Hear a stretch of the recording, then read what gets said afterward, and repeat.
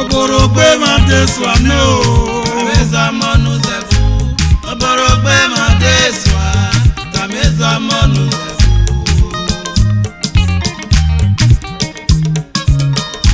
Oborogbe mande swane o. Tameza monu zefu. Oborogbe mande swa. Tameza monu zefu.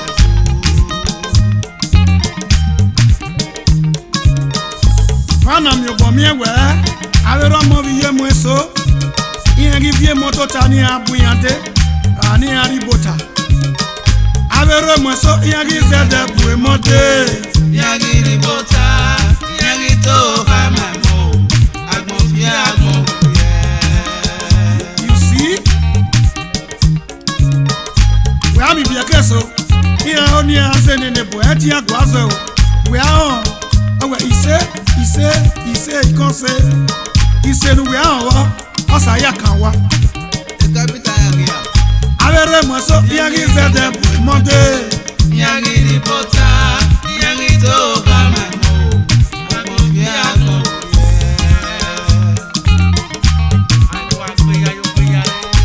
Oborogbe mande swane o. Tameza monu zefu. Oborogbe mande swa. Tameza monu zefu.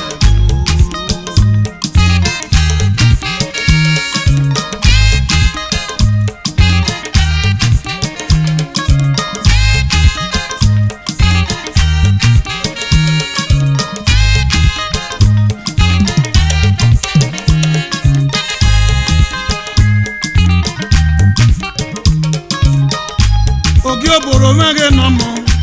Ona gele gade. Ona do tuwe no nyame no nyasebu. Evani eso monuti.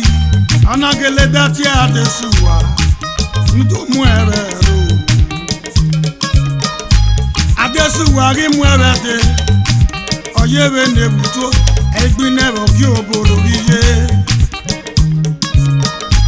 Adesuwa ri muerede. Oyewe nebuto. Egbinero ki oboro riye. Aonogo mona. Omazederi oha. Aonoga is omazederi oha o. Evani ogi oboro. Anadole gbera die nagbon. Anado kwedewe.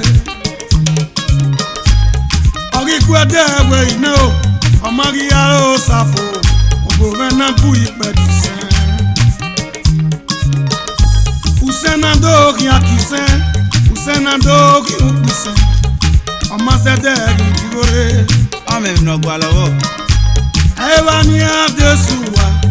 Ona gele wa mogbe. Ona wiye ki aya si orosa o. Obo waja no gwa mona no. Ona we nere yo. Iye Lanu berijo.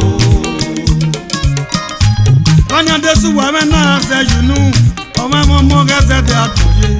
One momo geze de atoye. Ate no ma aga yo wa. Aga bu erute. Eye eze de mie o.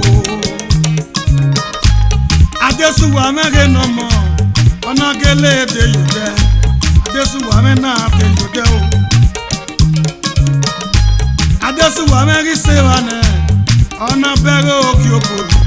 Ki oboro na gele mu obi o. Awewi na gwa lowa tatabo. Ewi na gwa lowa tatabo. Mami osu ne o. Adesuwa me na se yunu. Ire we me medoliye. Lanu rigo me o. Ogi oboro me na se yunu.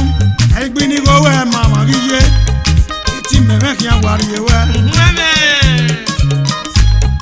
Adesuwa me na geleta. Awu we ni gbon no marwe. We ni gbon no marwe. We ni gbon no marwe. We ni me no yogi eroro. Ni geleto me we o.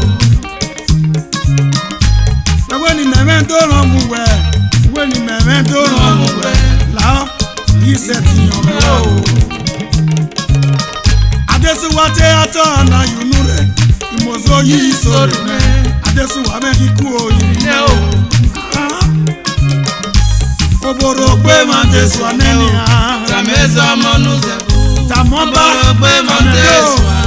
Tameza monu zebu. Oborogbe Matesu Aneo. Tameza monu zebu. Watamoba Oborogbe Matesu. Tameza monu zebu.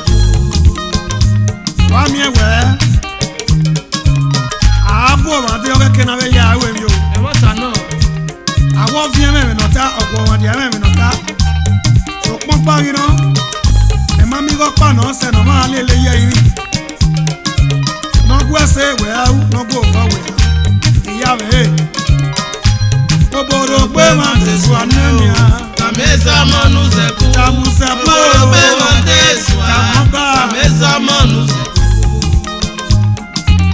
Abebi nete na ya fe waki mata memo ni aya anwa na ose na lile wawese o Oborogbe Matesu Anenia. Tameza monu zebu. Oborogbe Matesu. Tameza monu zebu.